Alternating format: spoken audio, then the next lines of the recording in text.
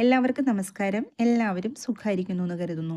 ചപ്പാത്തിയുടെയും ചോറിൻ്റെയൊക്കെ കൂടെ കഴിക്കാൻ പറ്റുന്ന നല്ലൊരു വഴുതനങ്ങ കറിയാണ് ഇന്നത്തെ റെസിപ്പി.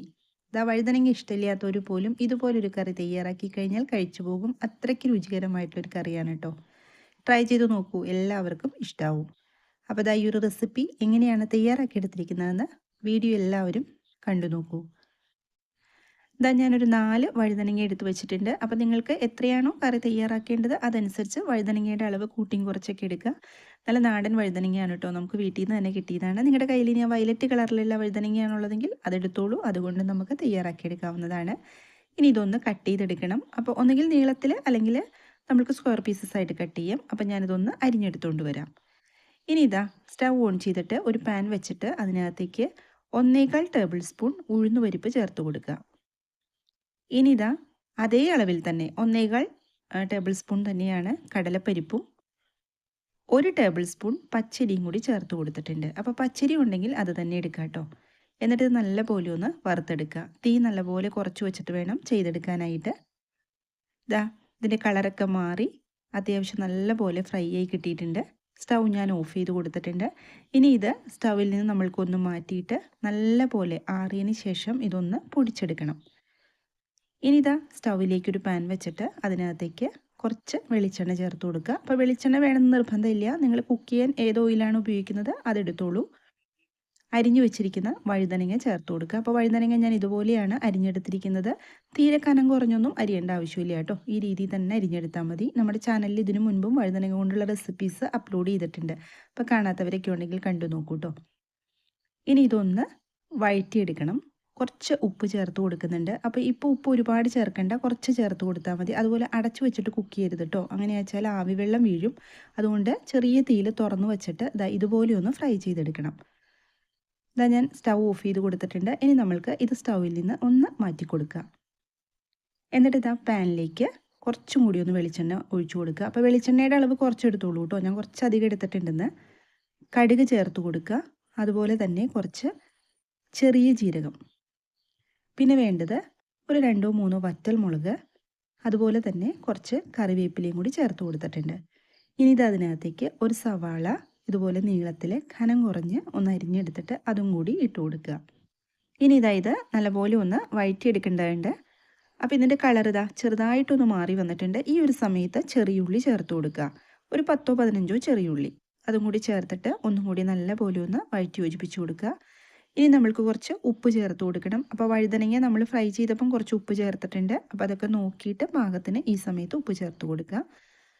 നല്ലപോലെ വഴണ്ടി വന്നിട്ടുണ്ട്. ഇനി നമ്മൾക്ക് ഇതിനകത്തേക്ക് പൊടികൾ ചേർത്ത് കൊടുക്കാം.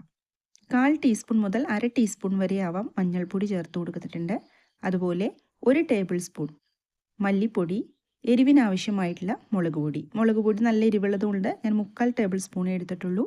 പൊടികളുടെ പച്ചമണം മാറുന്നത് വരെ ഇത് നല്ലപോലെ ഒന്ന് വഴറ്റി യോജിപ്പിച്ച് കൊടുക്കുക.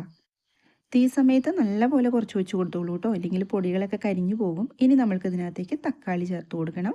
തക്കാളി നല്ല പുളിയുള്ള തക്കാളി എടുത്തോളൂ, വേറെ പുളിയൊന്നും നമ്മൾ ഇതിനകത്തേക്ക് ചേർത്ത് കൊടുക്കുന്നില്ല. അപ്പോൾ പുളി കുറഞ്ഞ തക്കാളിയാണ് നിങ്ങളുടെ കയ്യിലുള്ളതെങ്കിൽ 2 എടുത്തോളൂ. എന്നിട്ട് നല്ലപോലെ ഒന്നും കൂടി ഒന്ന് വഴറ്റി യോജിപ്പിച്ച് കൊടുക്കുക.